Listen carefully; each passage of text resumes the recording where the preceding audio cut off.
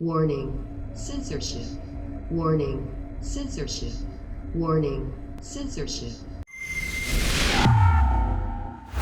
Well, there's so many levels to what's wrong about these lockdown cheaters. And by the way, if you have your family over, if you want to live your life, if you want to open your business, I do not consider you to be a lockdown cheater because you did not impose these brutal lockdowns on the community. They were done by the ruling class, by politicians claiming there to be an emergency.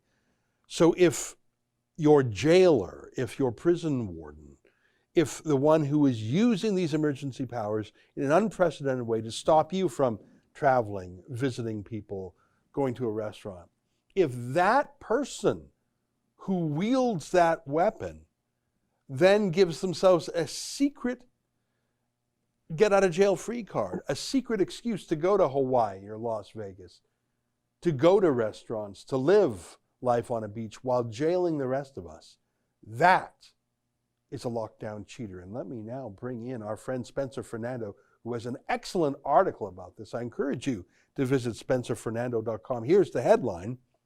While politicians travel the world on the taxpayer's dime, police acting on political orders raid home where family was gathered. And joining us now is Spencer Fernando.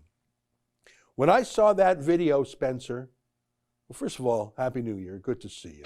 And I know you're joining us from snowy Winnipeg and not some gorgeous beach in Costa Rica. When I saw that video of the house raid in Gatineau, Quebec, I thought if that were in the Chinese language or in the Persian language, we would be outraged at how they do things in China or Iran or under Vladimir Putin's Russia. But that was in Gatineau, Quebec. That was in Canada. That's happening here. Police without a warrant busting into someone's home because there's 6 people, dragging them out on the street, putting them on the ground, arresting them. That is happening here. Yeah, again, it's one of the many things that if you told people a year ago what was going to happen, I don't think people would believe it. It would have sounded crazy. But yeah, this is something you expect to see in an authoritarian state, not a democratic country. And it's made all the worse by the fact that these politicians are flying around the world on the taxpayer's dime, and they're living it up. And then they impose these orders on us and say, oh, yeah, we're going to send the police after you. We're going to punish you. We're going to fine you. We're going to insult you. We're going to talk down to you. And then they go fly away to places where many of those lockdowns don't really exist the same way.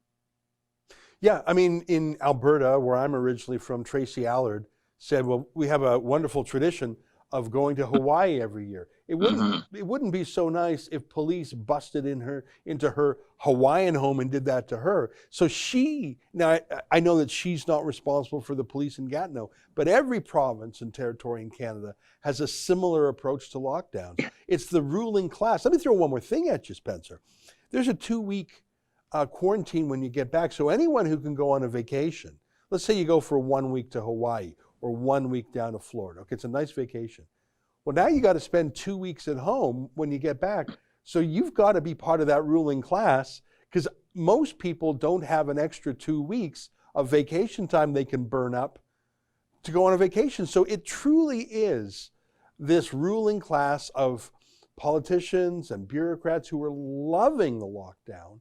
They're actually, in many ways, the only ones who can go on vacation while the rest of us can't. Yeah, and it's talk about Tracy Allard talking about her tradition. Well, the government has told everyone to give up all their traditions, right? Oh, you meet every year for Christmas. Oh, sorry, Christmas is canceled this year. You can't do that.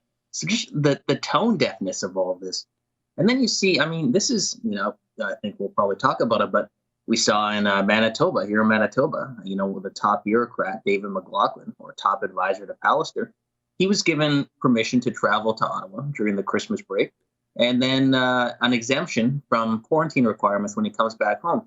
So these are supposedly conservative governments that are supposed to be limited government, respect individual rights, respect taxpayers, and they're acting just as bad as liberals. That's an excerpt from my daily show, the Ezra Levant Show. Every day I do a monologue on the news of the day, then I interview an interesting guest, and then I read my hate mail. You gotta subscribe. Go to rebelnews.com.